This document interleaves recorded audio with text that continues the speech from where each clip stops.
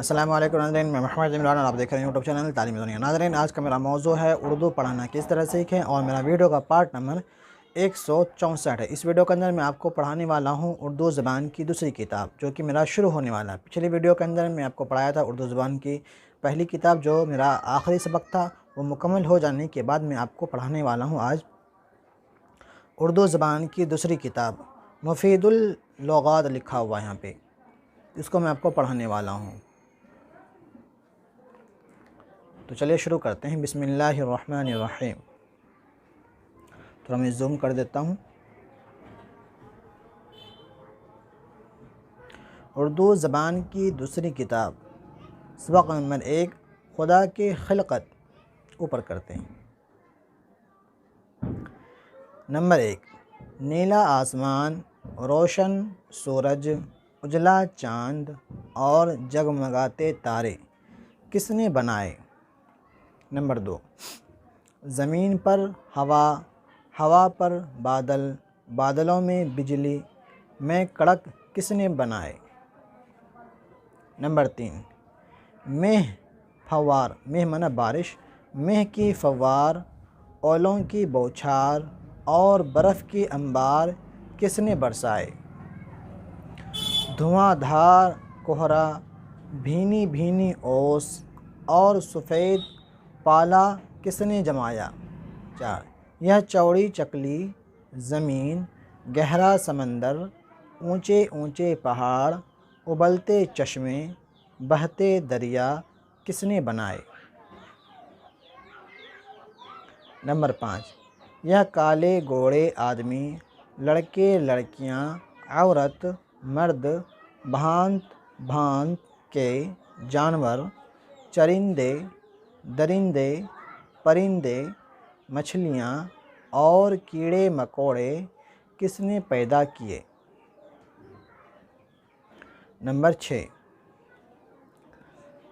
یہ ہرے بھرے درخت اور بیل بوٹے، ان میں رنگ برنگ کے پھول اور کھٹے میٹھے رسیلے میوے کس نے لگائے؟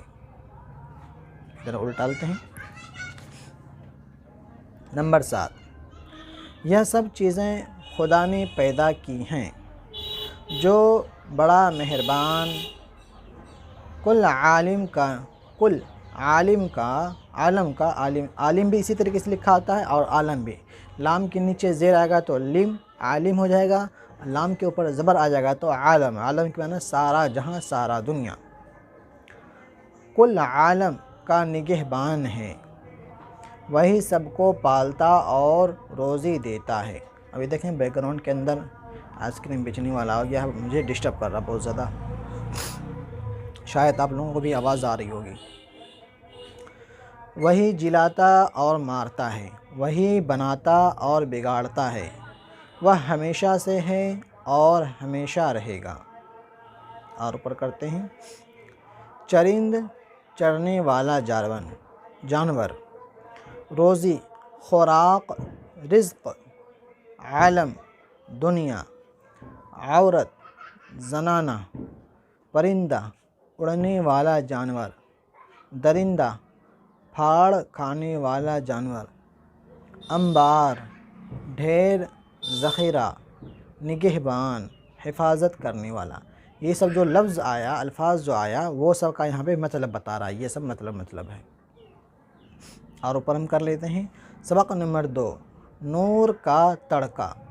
نمبر 1، چاند کی روشنی پھیکی پڑ گئی، تارے بھی چھپ گئے، کوئی کوئی ٹمٹما رہا ہے، اجلا بڑھتا جاتا ہے، در دیوار مکان درخت سب صاف نظر آنے لگے۔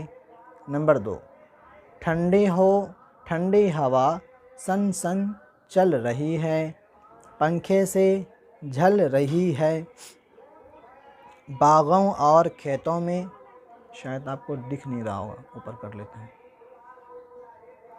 باغوں اور کھیتوں میں بہار ہیں، گھاس اور پتیوں پر کیا موتی سے بکھیڑے پڑے ہیں، یہ شبنم کے قطرے ہیں، پھلواریاں مہک رہی ہیں، کچھ پھول کھل گئے، کچھ کلیاں چٹک رہی ہیں، بیل بوٹے سب تر و تازہ نظر آتے ہیں۔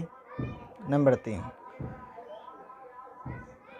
بیک گراؤنڈ کی وجہ سے بہت زیادہ ڈسٹرب ہو جا رہا ہے، کیا بتائیں۔